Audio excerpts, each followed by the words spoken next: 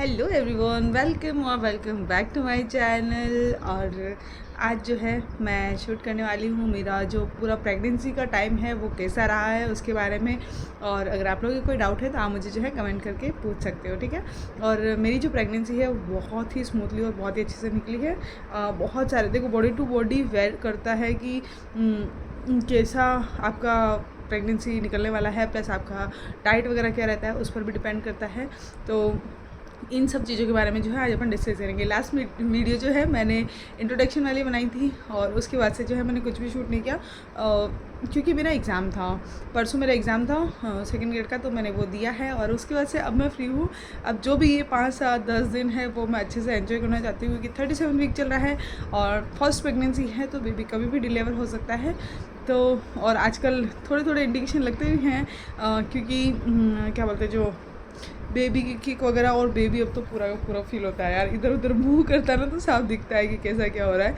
तो वही सब चीज़ें हैं। और बेबी जो है वो थोड़ा सा नीचे की और जो है एंगेज भी हो गया है, तो ये सब चल रहा है। तो मैंने सोचा कि अब रिकॉर्ड कर लेते हैं क्योंकि बहुत ज़्यादा टाइम है नहीं मेरे पास।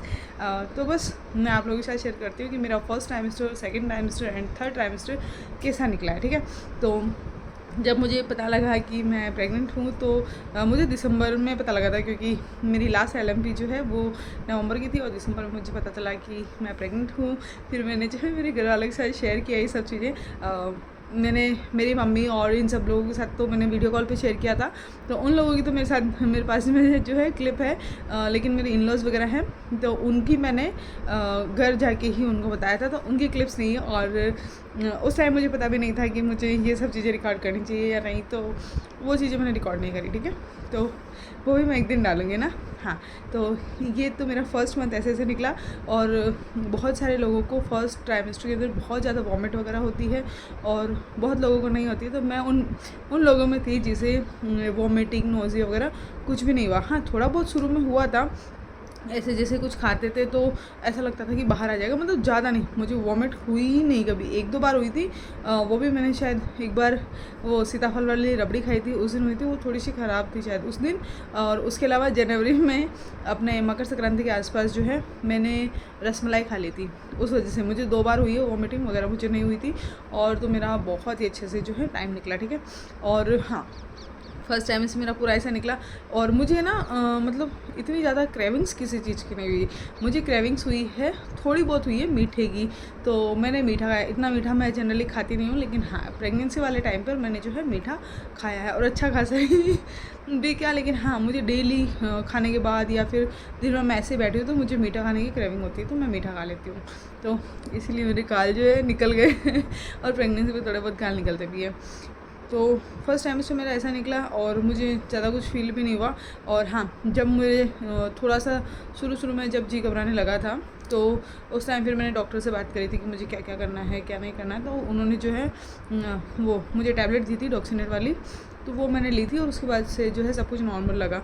और हाँ, मुझे जैसे बहुत सारे लोगों को होता है कि सब्ज़ी में छोंक लगाने से या फिर परफ्यूम से, किसी न किसी फ्रेगनेंस से या फिर किसी भी, हाँ मतलब किसी भी प्रेगनेंसी जो है लोगों को इशू होता है। बहुत से लोगों को होता है, बहुत से को नहीं होता। तो मेरे को जो है कोई इशू नहीं हुआ था।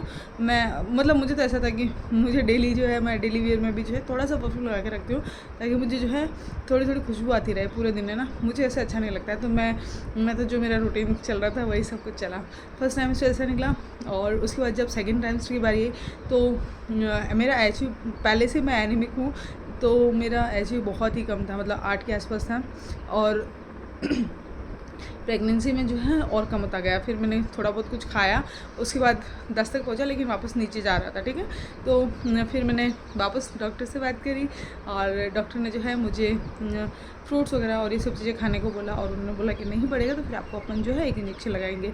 तो फिर मैंने वो इंजेक्शन भी लगवाया। उसके अलावा मैंने जो है डेली, मतलब फर्स्ट टाइम में स्टार्ट कर दिया था इसे मैंने चुकंदर, गाजर, टमाटर और ऑरेंज आ रहा था उस टाइम विंटर से, तो इन चारों का जूस जो है मैंने थ्रू आउट द प्रेगनेंसी पिया है। अभी ऑरेंज नहीं आ रहा है लेकिन मैं अभी भी चुकंदर, गाजर और टमाटर तीनों का जूस जो है मैं डेली पीती हूँ। और मुझे लगता है कि प्रेगनेंसी में हर फीमेल को ये जूस पीना चाहिए ताकि आपका जो हीमोग्लोबिन वगैरह है वो मेंटेन रहे, है ना, मतलब आपका खून कम ना हो। और आपको प्रेगनेंसी के अंदर जो है खून की वजह से भी ज़्यादा ज़रूरत पड़ती है, क्योंकि आप एक नया वर्ड क्रिएट कर रहे होते हो ना, मतलब एक छोटा सा बच्चा बना रहे हो आप पूरा का पूरा, तो आपको जो है ज़रूरत पड़ती है। तो इसीलिए आपको ये सब चीज़ें जो है खानी ही चाहिए। तो मैंने वो खाया। उसके बाद मेरा जो HB है वो 8 से अभी 12 पहुँच गया है ना। तो अगर आपका भी ऐसा है तो आप लोग भी जो है ये चीज़ ट्राई कर सकते हो। उसके अलावा फिर भी नहीं बढ़ता तो आप अपने डॉक्टर से एक बार ज़रूर मिलना। तो ये चला, और उसके बाद बस नॉर्मल सा, और मैंने ज़्यादा ट्रैवलिंग भी नहीं करी इधर उधर। और हाँ, कुछ फीमेल्स कहती है कि आप बैठ के झाड़ू पोछे करो, आप ज़्यादा एक्टिव रहो तो ज़्यादा चीज़ें होगी और आपकी नॉर्मल डिलीवरी होगी। देखो, करनी चाहिए, एक्सरसाइज भी करनी चाहिए आपको। मतलब एक्सरसाइज का मतलब ये नहीं है कि आप बहुत ही घंटा 2-2 घंटे लगा ले रहे हो एक्सरसाइज में, ऐसा नहीं है। आप नॉर्मल एक्सरसाइज करो। मैं बोल रही हूँ एक्सरसाइज मत ही करो, आप डेली वॉक कर लो, आधा घंटा सुबह आधा घंटा शाम को वॉक करते हो, इनफ है आपके लिए। और वॉक मुझे लगता है कि वॉक ही सबसे बेस्ट है। ज़्यादा आप सोच रहे हो कि बैठ के काम कर लूँ, घर के काम कर लूँ, झुक के काम करोगे, आपके लिए प्रॉब्लम बन सकता है। क्योंकि मैंने खुद ने बहुत से लोगों को ऐसे देखा है जिन्होंने अपनी प्रेगनेंसी में बहुत झुक के काम किया, बहुत सारा काम किया, लेकिन उनके बहुत सारों के जो है C-सेक्शन से बच्चे हुए हैं। और बहुत सारे ऐसे भी हैं जिन्होंने ज़्यादा काम किया, उसकी वजह से जो है उनके मिसकैरेज भी हो गए। तो आप उतना ही काम करो जितना आपका बॉडी जो है सहन कर पाता है। बहुत सी बार आपको लगता है काम करते करते भी कि नहीं मुझे थकान हो रही है, अब मुझसे काम नहीं होगा, तो मैं बोल रही हूँ काम को बीच में छोड़ के आप लेट जाओ। और ज़्यादा देर तक आपको खड़े नहीं रहना है, ज़्यादा देर तक आपको बैठना नहीं है। कुछ चीज़ें हैं उनका आपको ध्यान रखना है। तो ये सब चीज़ें करनी है। और इसके अलावा बात करें अपन, तो मैंने जो है, हाँ, ईचिंग वाली प्रॉब्लम ये सबसे ही बड़ी दिक्कत है। प्रेगनेंसी में ईचिंग होती ही है, तो इसको आपको बहुत ज़्यादा लाइटली भी नहीं लेना है और सीरियस तो थोड़ा बहुत लेना ही है, ठीक है। इसमें क्या है कि देखो 3-4 कारण हैं आपकी बॉडी में ईचिंग होने के। या तो आपकी बॉडी जो है आप फुली मॉइस्चराइज नहीं रख रहे हो उसको, तो आपको ईचिंग हो सकती है। उसके अलावा आपकी बॉडी में इतने सारे हार्मोनल चेंजेस आते हैं, तो उसकी वजह से जो है आपको वैसे भी ईचिंग होती है। तो आपको क्या करना है, आपको बहुत ज़्यादा ईचिंग हो रही है, मतलब जैसे हथेलियों में हो रही है, पैरों में हो रही है, आपकी पूरी बॉडी पे अगर ईचिंग हो रही है, तो आपको आपके डॉक्टर के पास जाना ही है। अगर आप नहीं जाते हो तो आपको ही दिक्कत होने वाली है, ठीक है। आपको अपने डॉक्टर के पास जाओगे, आप उनको अपनी प्रॉब्लम बताओगे, तो डॉक्टर आपको जो है एक यूटिलीव नाम की जो टैबलेट आती है वो आपको देगा, और उसको आपको जो है सुबह शाम लोगे तो उससे जो है आपको मिट जाएगा। क्योंकि आपकी जो बॉडी में बाइल सॉल्ट है, यानी बाइल एसिड जो है वो बढ़ जाते हैं, उसकी वजह से आपको इचिंग होती है। मेरा नॉर्मल रेंज उसकी अपनी जो है 10 के आसपास है, 2 से 5, 2 से 10 के आसपास होती है प्रेगनेंसी में। लेकिन मेरा 106 हो गया था, और लिटरली उस टाइम मेरी नानी एक्सपायर हो गई थी अभी अप्रैल में। मैं इतना परेशान हुई हूँ, मतलब मैं ऐसे नॉर्मल बैठ भी नहीं पा रही थी, इतनी गंदी ईचिंग हो रही थी मुझे।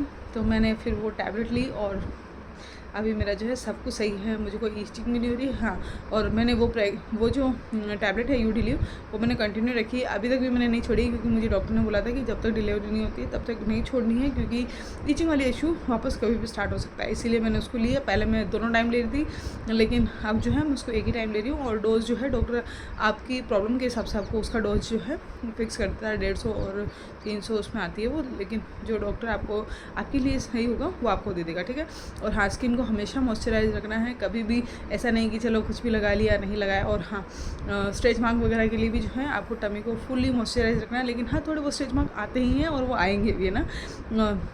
तो ये सब चीज़ें हैं। और उसके अलावा एक्सरसाइज मैंने 36 वीक के अंदर स्टार्ट करी है। और पहले जब मैंने सोनोग्राफी वगैरह करवाई थी तो उसके अंदर जो है मेरा बेबी था वो ब्रिज पोजीशन में था। और अभी जब मैंने लास्ट 36 वाली वीक वाली करवाई तो उसके अंदर जो है बेबी मेरा ओके है, पोजीशन वगैरह सब ठीक है, और HB वगैरह और जितनी भी सारी चीज़ें हैं वो सारी की सारी नॉर्मल है। तो बेबी मेरा ओके है, अभी कोई इशू नहीं है। तो अब मैंने जो बटरफ्लाई वाली है वो और स्केट्स वगैरह किए हैं वो मैं कर ही रही हूँ।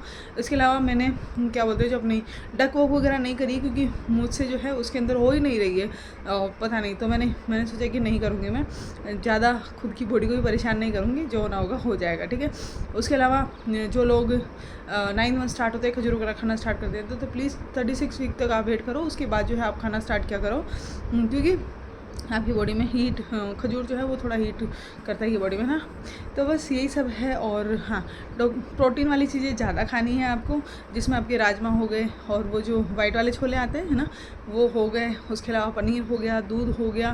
तो ये सब चीज़ें जो है आपको लेनी है। और हाँ, आपको प्रेगनेंसी का जब आपको पता लगता है तब से ही लेके आपको लास्ट तक आपको फॉलिक एसिड लेनी है, आयरन और कैल्शियम, ये 3 टैबलेट्स जो है आपको हमेशा रखनी है। और प्रोटीन रिच डाइट आपको लेनी ही है, ठीक है।